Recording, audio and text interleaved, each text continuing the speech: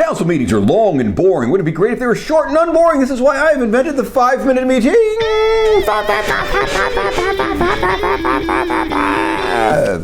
All right, Ashland City Council meeting of February 16th. This one was late, but she did show up at some point later on. And this guy says, hey, I don't approve the minutes from the last meeting because this guy, he misquoted the minutes of the study session of February 2nd in that meeting, make it sound like I said something I didn't say.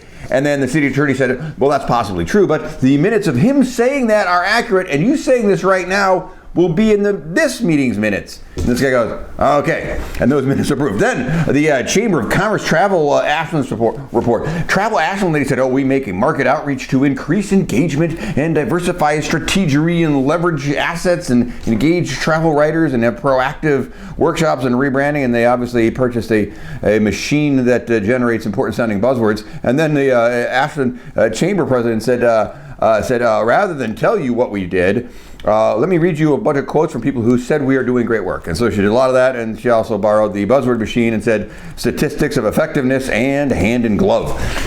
And then this one says, hey, what did you do with the usual 4th of July money this year, since we didn't have that parade? And the Chamber said, it's like, that's raised all by donations and fees for the parade, and it's not even from the city money. And this guy goes, hey, we need more updates from you, and it looks like you spent 60% of city tourist dollars on salaries and only 40% on marketing stuff. Wouldn't it be we get more for our money if we just hired an outside firm? And then the Chamber of Commerce says, no, it's totally worth it. Our experienced employees do so much more than a marketing firm. And this one said, we don't need more mountain bikes in the hills. The hills are full.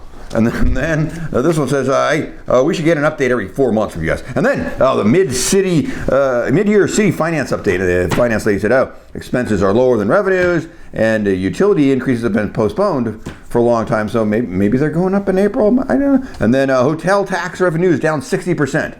And restaurant taxes are down 25%. Property taxes might be up 3%. And this guy says we should be able to have gotten this report and read it before this meeting, not just right now, so we could prepare some questions. And how much TOT money are we getting coming up? And instead of utility rate increases, why aren't we looking to borrow money? And there's some answer to that. And then they said apparently there's a choice coming up between cutting some services and or increasing some taxes. I think that's the outcome of this. And then apparently property tax collection might be lower next year. I lost me on that one. Then public forum. A guy in a comfy chair said, don't cut funding for Travel Ashland. And a mustachioed man said, Travel Ashland supports the entire community. And a messy hair guy said, Travel Ashland is great for my travel business. And a guy in a still photo said, Travel Ashland is valuable. And a lady with no photo said, I support Travel Ashland. And coincidentally, I used to be the head of the Chamber of Commerce. And then some big guy said he's the head of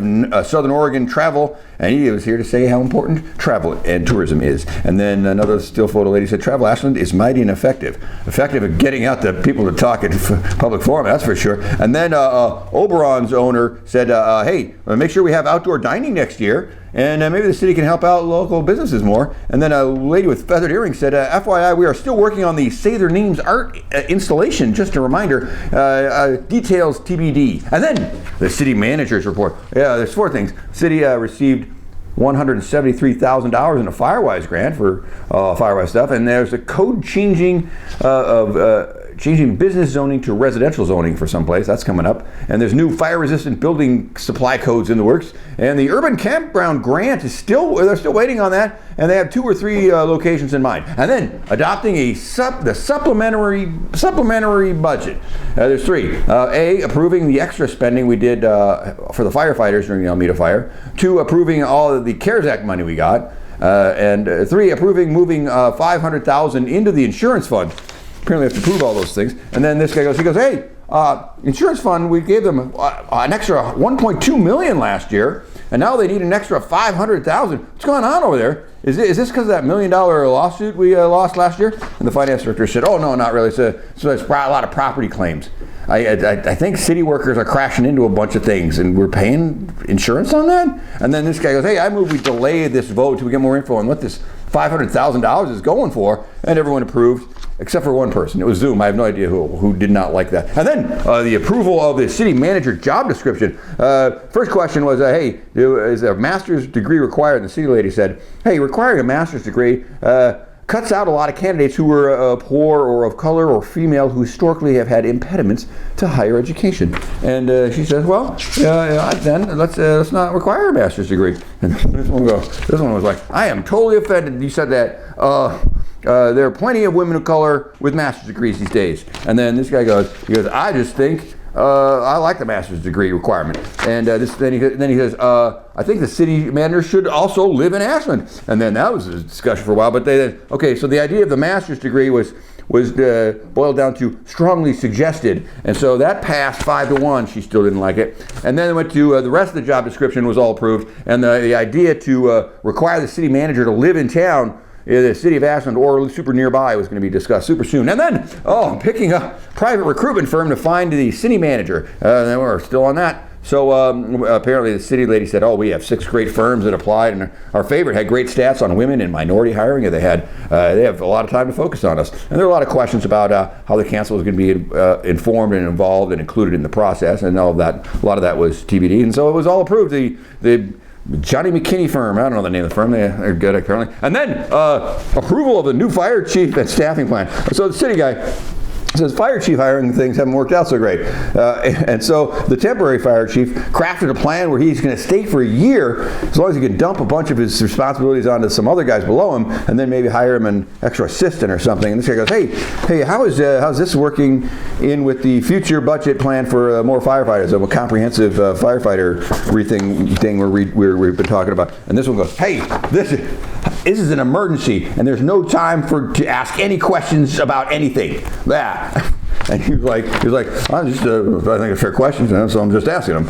And then this guy goes, I move we approve the temporary fire chief as interim fire chief. And that's all approved. And then racial equity discussion, the public forum, the OSF director supports racial equity commission. He says people from around the country are going to call him and saying, hey, is it safe to go to Ashland? Because of Aiden Nelson thing and stuff. And so there's still some pretty interesting race stuff that needs to be figured out there. And then lawyers for justice lady said, don't drag this out.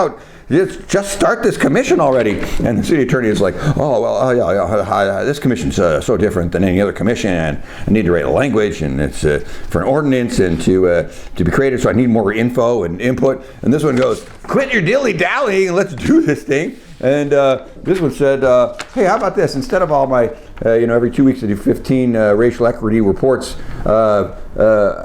every city council meeting, let's, like the consent agenda, I'll just have them on written down, and then if people have ideas, they'll just ask them, and that'll save us some time there.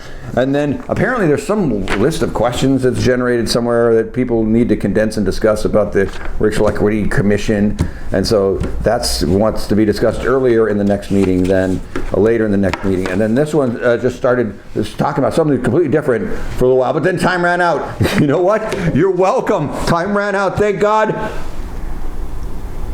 You're welcome again. End of meeting.